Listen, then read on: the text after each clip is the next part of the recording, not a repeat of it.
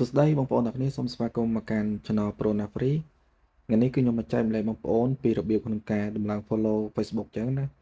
អញ្ចឹងតើតើនឹង account Facebook របស់ខ្ញុំនេះគឺវា reach ឡើងគួរសមច្រើនគួរសមអានេះវា7 million ឡើយបាទ 600k អានេះបងប្អូនគឺឡើងបាទឡើងលឿនមែនតើត្រឹមតែថ្ងៃនេះទេបើសិនជាយើងផុសបន្តទៀតគឺវានឹងផ្ទុះឡើងទៀតហើយសម្រាប់វីដេអូដោយសារថ្ងៃនេះខ្ញុំអត់បានផុសអញ្ចឹងសម្រាប់បងប្អូនប្រើសេវាកម្ម KX Booster ដើម្បីដុល្លារ view គឺបងប្អូនឃើញ view គឺផ្ទុះសាហាវមែនតើអញ្ចឹង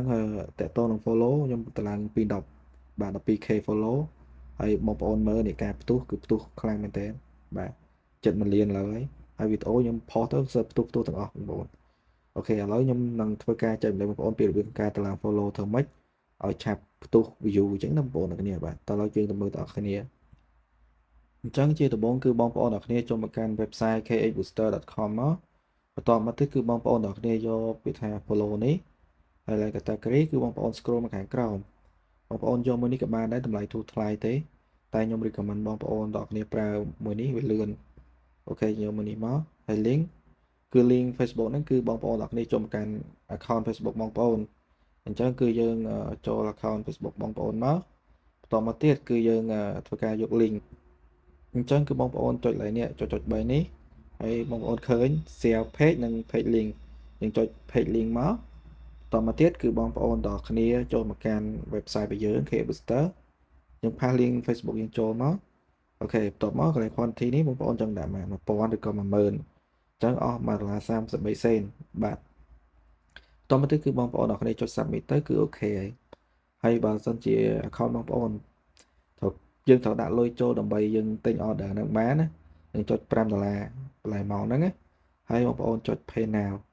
ចុច pay now ទៅវាចេញ QR code របស់បងប្អូនធ្វើការដាក់លុយហើយគឺងាយទេបើសិនជាបងប្អូនអត់បានដាក់លុយទេគឺយើងអាច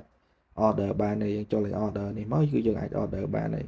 នេះ complete បើវាចេញ cancel ចាំបងប្អូនតាក់ទងទៅ customer service គេមកកន្លែងនេះ